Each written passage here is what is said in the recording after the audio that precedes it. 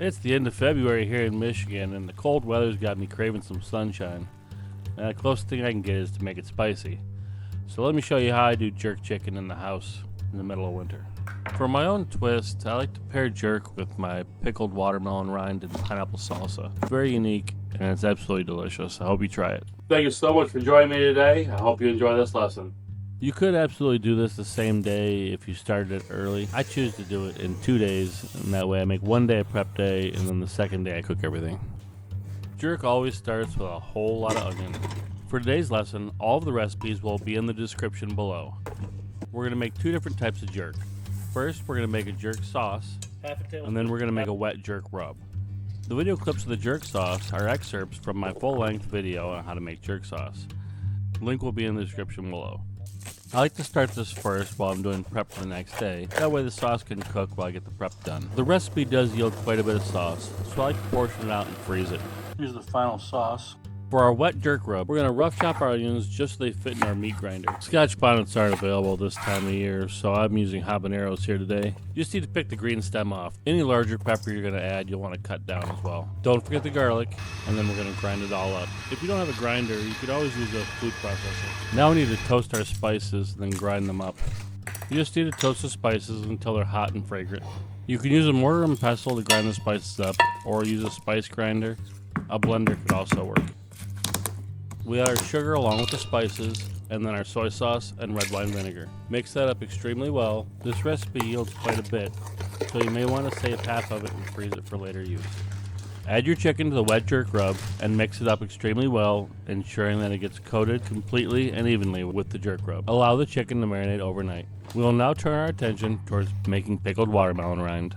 First, take the green skin off the watermelon, trying to leave as much of the rind as possible. Then you want to cut the rind off, leaving a small amount of the flesh. I would say about 2/3 rind to about 1/3 flesh. If you leave too much of the watermelon flesh on, it'll be a little bit too mushy.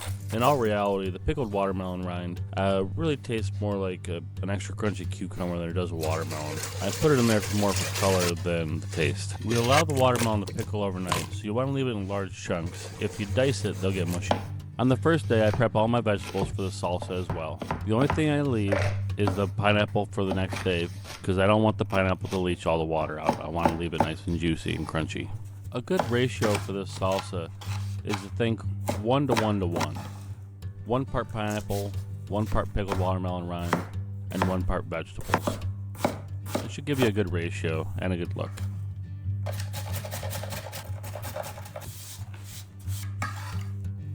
I arrange my chicken into the roasting pan, and then I top it with the extra jerk rub. We want to roast our chicken very hot so we can try to replicate the traditional outdoor cooking process. Once I have my chicken roasting, I go ahead and finish making my salsa. Clean and dice up the pineapple, and then drain and dice up the watermelon. Ideally, I'm looking for a 1-to-1 ratio of the pickled watermelon rind and the pineapple. Add your vegetables and mix that up well. We're going to use our pickling liquid to season the salsa. Use it to add the vinegar zing and the salt until it's correct. Ideally, this is what the salsa should look like. Unfortunately, this time of year, the pineapple was not very sweet, and I had to double the pineapple to get it right. So sweet, then vinegar, then heat. With our salsa ready, we'll go ahead and make our sticky rice. I'll leave my method in the description below. Look at this gorgeous jerk chicken right out of the oven. Nice little charred bits, beautifully done. Nice and rendered. Let's plate it. First down is our sticky rice, and then we'll go ahead and put the jerk chicken on top. Garnish it with a salsa. Hit it with that beautiful jerk sauce. I did reheat the sauce so it's hot. I try to keep the sauce and the salsa separate so my salsa doesn't lose that cold contrast crunch. Beautiful plate, beautiful textures, warms me up in the wintertime. Look at how tender and juicy that chicken came out. This is the kind of food that gets the happy dance going and gets the giggles started. Hey, thank you for watching. Always cook with love.